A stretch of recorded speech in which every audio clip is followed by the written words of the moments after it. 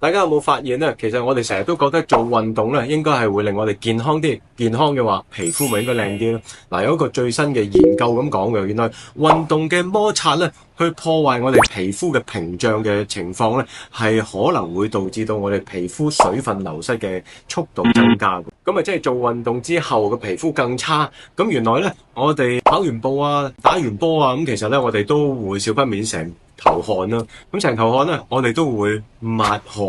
咁其實呢個過程咧嘅摩擦咧，就會有機會咧破壞我哋皮膚嘅保護屏障噶。根據咧 Skin Research and Technology 2021年咧佢嘅一個研究就話，運動期間咧皮膚摩擦咧就可以令到咧我哋皮膚嘅屏障蛋白咧減少28%。咁即係直接咧會令到我哋嘅皮膚變得更加敏感。咁即係話咧，其實咧唔係唔好抹汗，咁但係大家抹汗嘅時候咧就要好小心摩擦呢個部分啦。嗱，當中咧其實喺運動嘅時候咧，其實同衣物嘅一啲嘅摩擦會製造咗呢一個摩擦，影響嗰個嘅皮膚屏障啦。咁啊，譬如好似我哋受傷繃帶啊、護理工具啊，或者一啲護膝啊嗰啲咧，其實都會造成相同嘅摩擦嘅。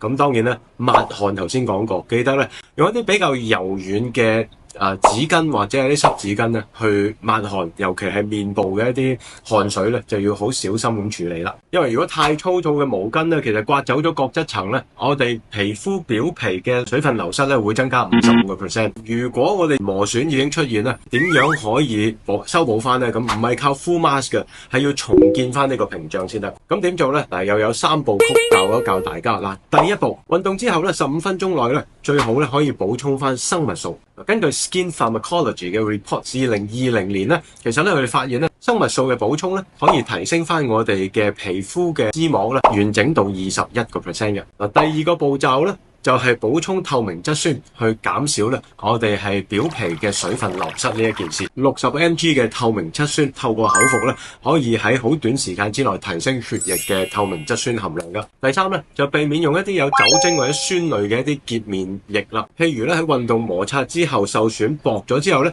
如果再用一啲 AHA 或者 BHA 嘅一啲嘅護膚啊、換膚嗰啲咧，就會造成第二次嘅傷害，就會令水分流失得更快。係啦，運動鍛煉身形之餘啦，其實我哋都希望皮膚 keep 得好嘅，咁所以咧，記住要保護自己塊面啦。基底有料到 ，follow 我哋先知道，記得撳埋個鐘仔，將我哋條片分享俾同你一齊想變靚嘅朋友仔。